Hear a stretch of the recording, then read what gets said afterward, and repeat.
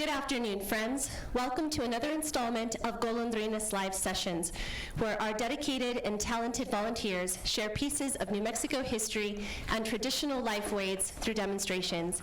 Thank you so much for your patience. We had some minor technical difficulties this afternoon.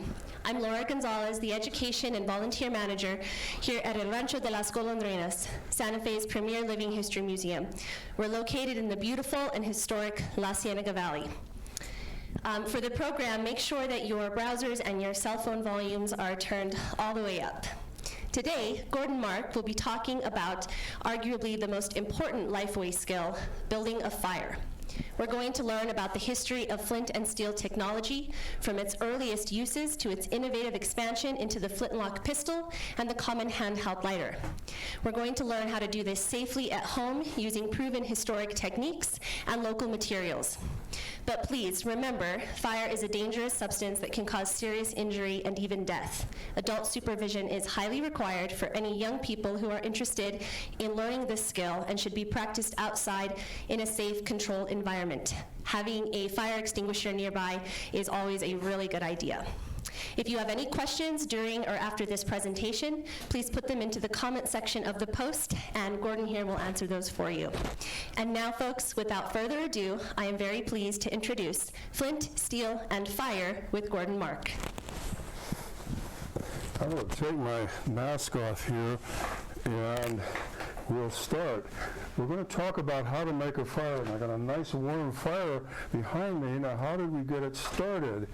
And if we were going to do that today, we might use a butane lighter. And you turn this little valve, and you get a fire out of it. Well, prehistoric man in a cave didn't have one of these. They didn't have plastic. They didn't have the steel. They didn't have the butane to make it work. But yet they used the same technology to build a fire. The early people were master craftsmen at using flint.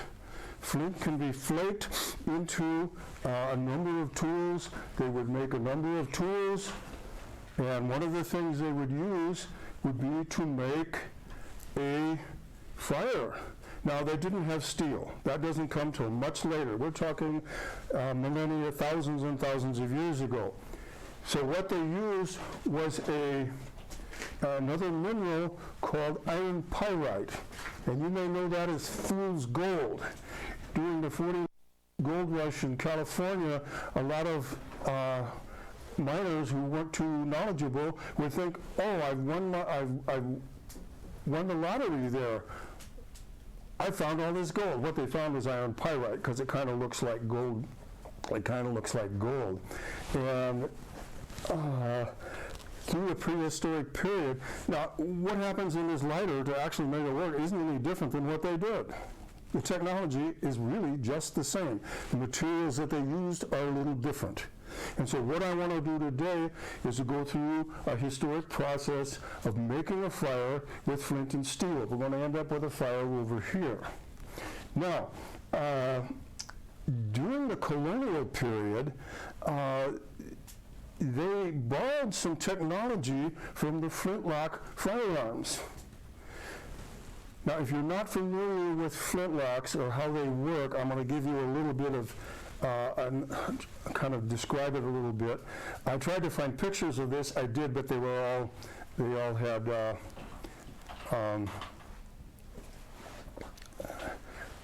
things on them, and I couldn't use the picture. So if you want to see a picture of what this is, simply go online to vintage Flintlock fire starters, and you will find them. It looks like the device looks like a Flintlock pistol, but it doesn't have a barrel. Now, if you don't understand how a Flintlock works, I will suggest that you go back through our videos, and back in, I think, September, there's a video on how to use a black powder firearm.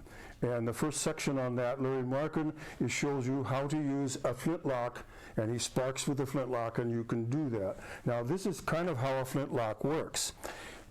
You have a hammer, and it doesn't really look like a hammer. It kind of looks like a and I'll pick a piece of flint here. It kind of looks like a vise, and it holds the flint like this.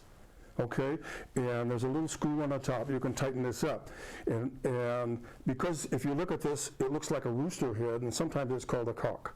And when you pull it back, you're called cocking the gun. Now, you pull it back, and on this side is a piece of steel. It's hardened steel. It's called a frizzen, and there's a hinge over here.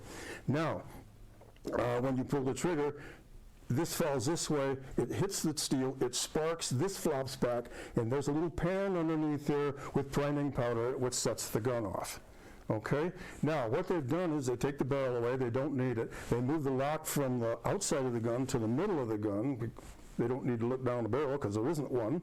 And then what you do is replace that pan with a cup with some sort of tinder in it, and we'll talk about tinder in a little bit.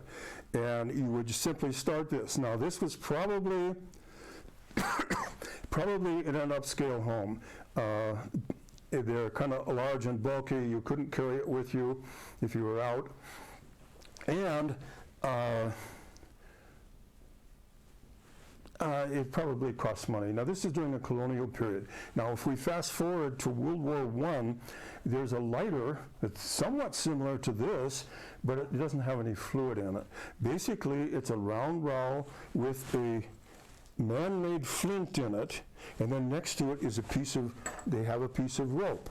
And so what they do is they spin the little steel that creates a spark, just like a modern lighter, and the sparks will fall on the cotton. It's cotton rope, and what that will do is start to glow.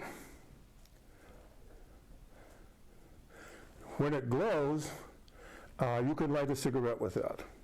It won't burst into flame. Now, some guys did use kerosene on them, and they did have a flame like a modern lighter. Now, one of the things that Laura mentioned was that you can do this at home. And a lot of places say, don't do this at home.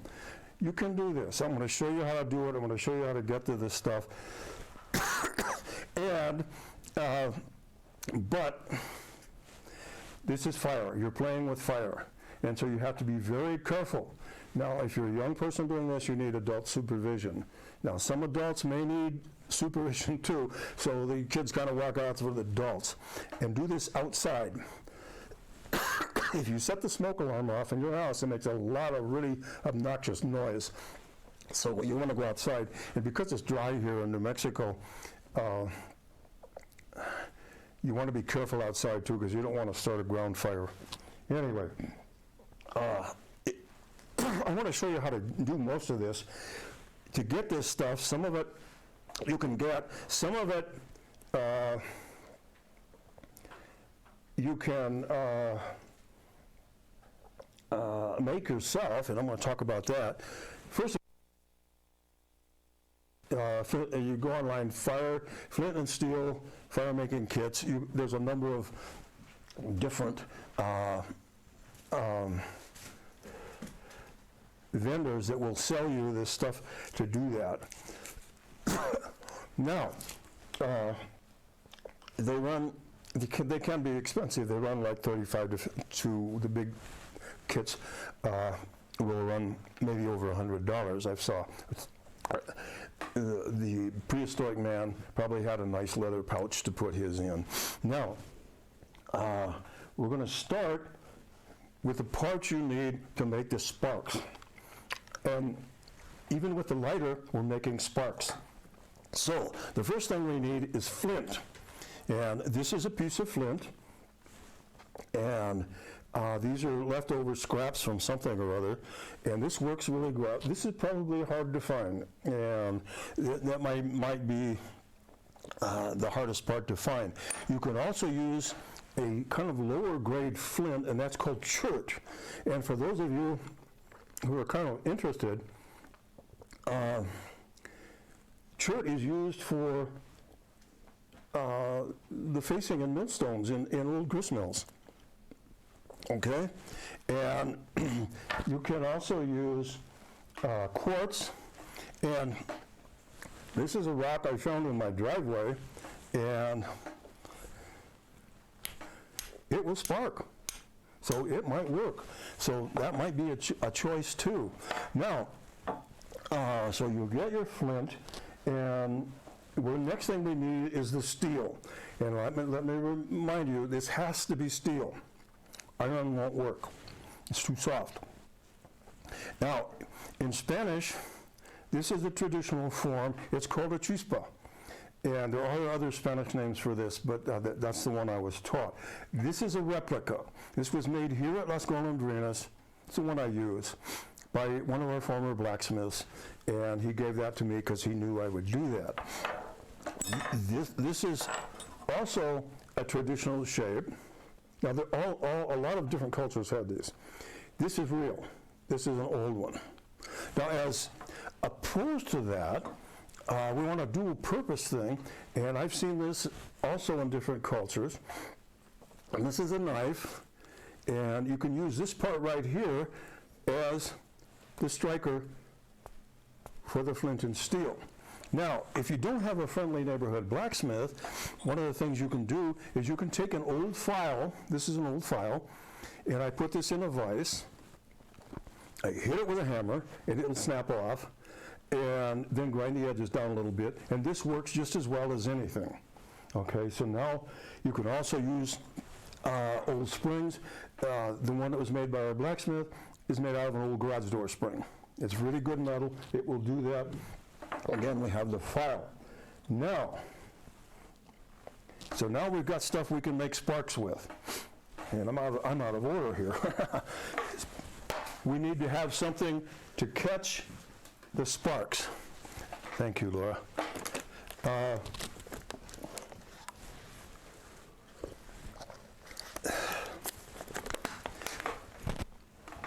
And so what we're going to have is char cloth. Now, you have to use cotton. That's the only thing that will work. It has to be 100% cotton. Okay? And I want to tell you how to make it. Because even if you bought the expensive kit and it has everything in it, once you've used it all, you got to replenish it. Okay? You can buy some of the other stuff. Now, I have used blue jeans, I've used t-shirts, I've used, what really works great, and I'll show you a little bit, cotton lace. That works great. And this is what we start with. This is just a section of an old pair of flannel pajamas. Okay? So we need a can like this, and this is a 70 millimeter film can, I think. Anyway, it has to have a lid that you can take off, and you punch some holes in it. Okay? And then you put this, loosely pack this in here, and you put this on a fire outside. This will smoke. I do mean this will smoke. It will produce a tremendous amount of smoke. And I do this on a camp stove. The side burner on a charcoal burner will work. The charcoal burner might work. The barbecue might work. I don't know. A little fire, whatever. But this will smoke. When it stops smoking, wait a little bit. You're not quite done yet. And then when you open it, and then move this off the fire, let it cool down. Remember, this is on a fire, it's hot, so wait till it cools down. And then when you open this up, you have char cloth. And this is black cloth. This is what we started with, and this is what we got now.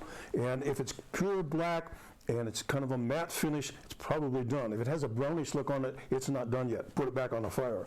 And this is a piece of cotton lace. And this works great because it has all these little nooks and crannies that will catch the sparks. Okay, so now we got this, but we need some tinder. This doesn't burn, by the way. It'll just, once it catches a spark, it'll just sit there and glow. It won't burn. So we need some tinder. And one of the best things to use is hemp. And hemp now can mostly be found as rope. I bought this in a fabric store. They were selling hemp rope by the foot, so I bought a foot of it. And then what you do is you simply unravel the hemp, and you just keep unraveling this until you get down to this. It takes a little time to do this. It works really well. This catches fire really well and really fast, but it also burns fast. So if you Yeah, I have a lot of it. I kind of have a lot of it here. Some other alternatives. This is just a piece of firewood, and this is a juniper tree out of an old dead tree I have in my yard, and you simply pull the bark off like this. You can take it off a live tree too. So I've got some here that I've already taken apart, and you simply you want to make this down into really fine. Now, I've used this, it works great, and it's a little harder to get started, but it burns a little longer and a little better. Some other things that might work, and I've done this, and I use dried grass. The first time I did this, I used dried grass. And I took the char cloth, I held the grass in my hand, put the charcoal in there, I started blowing on it to make sure the fire would go, and then I'm standing in the middle of my garage with a handful of burning grass, thinking, the blacksmith didn't tell me something? So I dropped it on the floor. Also, moss will work. Now, it's very dry in New Mexico or the Southwest, so moss probably not gonna be anywhere. Now, I'm going to build the fire, but I'm going to tell you what I'm going to do first, because once I start, it goes really fast, okay? Now, what we're going to do is we're going to take a piece of char cloth. Now, I'm going to put this in this, remember the burning grass in my hand? We're going to use a little pot here, and I'll make a little nest in here to put the char cloth in. And I'll probably use this to kind of I'm going to dump it into here, and then we're going to put some pine needles on here to catch the fire, and it will burn up. Now, I have some twigs, but I think we'll just stop with the pine needles. So we're about ready to go here. So let me pull out a piece of char cloth. I'll use the lace. This burns really great. Okay. Now what I'm going to do, I'm going to show you what I'm going to do. I'm going to take a piece of flint, and I hit this with a hammer and broke it. It's got a really nice sharp edge on it. It needs to have a sharp edge. And I'm going to hit this, and it's going to spark like this, right? Okay. So I'm going to put the char cloth here to try to catch some of those sparks. Now, some people put it like this on top, some people put it underneath like this, and some people will put the tinder here and try to drop the sparks into the tinder. That works too, not quite as well. So let's see what we can get done here.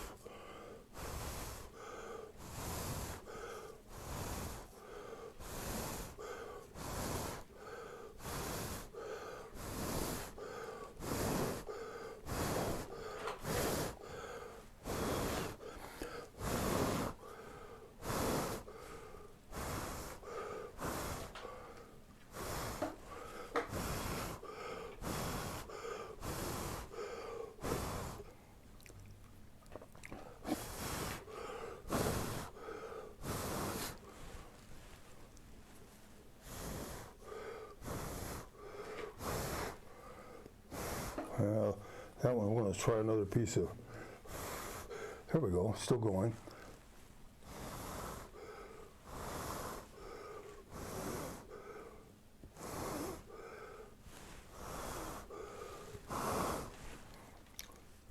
Sometimes when you do this, you get up with a cold lunch.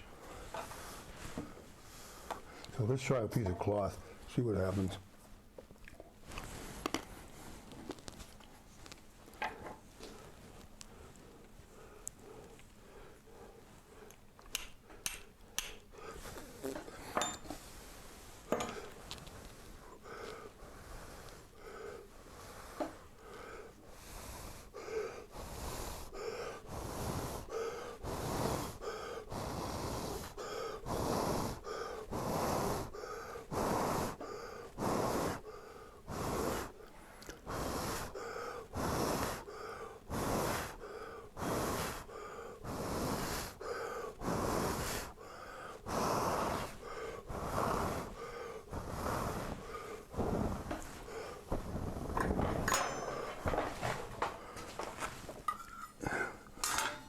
Now, this burns pretty fast, so what I'm going to do is I'm going to put some pine needles in this, like this, and those will catch fire.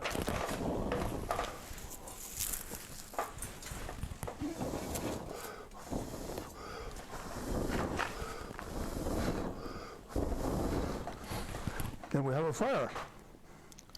Now, you young ladies watching this, you have to know how to do this too, because you're going to start a fire in the kitchen. Okay? Now, I had planned to bring some marshmallows in and have a marshmallow roast right here, but I forgot the marshmallows. So I'm going to turn this back to Laura, and she can close out the issue. All right. Well, thank you so much, Gordon, for that excellent demonstration. It's nice and toasty in here. Smells good, too. Anybody from our audience have any questions for Gordon? I've got it up here on my phone so I can see them as they come through. We did have a couple of starter questions for you, Gordon. If your tinder happens to be wet, it won't work. It won't work. It won't work. If you have connection to the modern world and have access to any accelerants, can you use that on wet tinder to start a fire? Would that work? You can use it on the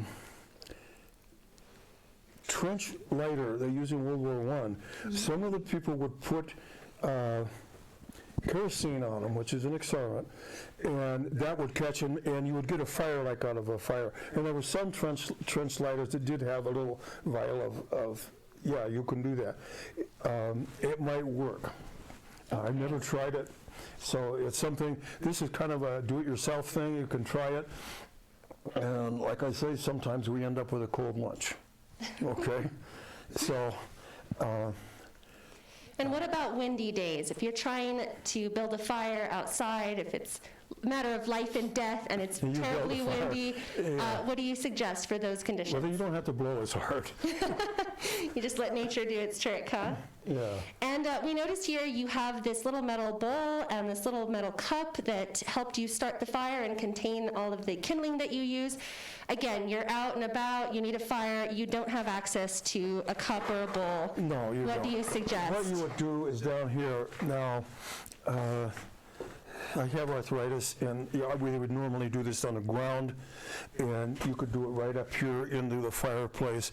I did this because it's a demonstration, and again, the first time I did this, and it works fine, I would put the tinder in my hand like this, but once it goes, particularly the jute, it goes really fast, and you can burn your hands. So just as a way of doing that, I do this, and this is a stainless steel measuring cup, and you need to have a handle on too, because this can get hot. Okay, but no, you don't need this. I did this because for the demonstration today. Just to kind of keep things together, because I didn't want to burn the place down. I like it here. Well, luckily this place is pretty sturdy. It's been here for a long time, and as you can see, it sort of died during your demonstration, but some of our historic buildings, for those of you in the audience that have come to Las Golondrinas and don't know this, a lot of our fireplaces actually work, and there's one of our events that we like to have the fireplaces going. Let's see, do we have any other questions or comments for Gordon about fire? Nothing coming through. You covered it all, Gordon. You can literally use the clothes off your back to build a fire if necessary. Yep. All right. Well, thank you so much, Gordon, for this excellent demonstration on fire, flint, and steel. And thank you all to our wonderful audience members for joining us once again for another installment of Golondrinas Live Sessions. Our next session is actually scheduled for next Friday, February 12th at 11 a.m., so mark your calendars. We'll post that information on our Facebook and our Instagram. For that one, Las Golondrinas tinsmiths Tom Whitson and Chad Lauritsen are going to be talking about the history of tin craft in New Mexico and are going to demonstrate how to make your very own tin stamped heart ornament for your special Valentine. Once again, folks, thank you so much. This video and others that we've done in the past will remain right here on our Facebook page. They're also going to be posted to the Las Golondrinas channel on YouTube.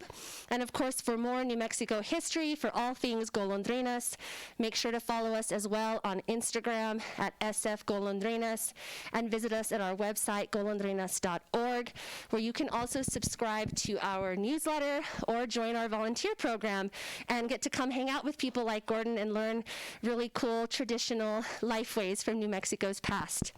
So we'll see you back here for the next Golondrinas Live session, and in the meantime, we wish you all a very happy weekend. Stay safe and be well.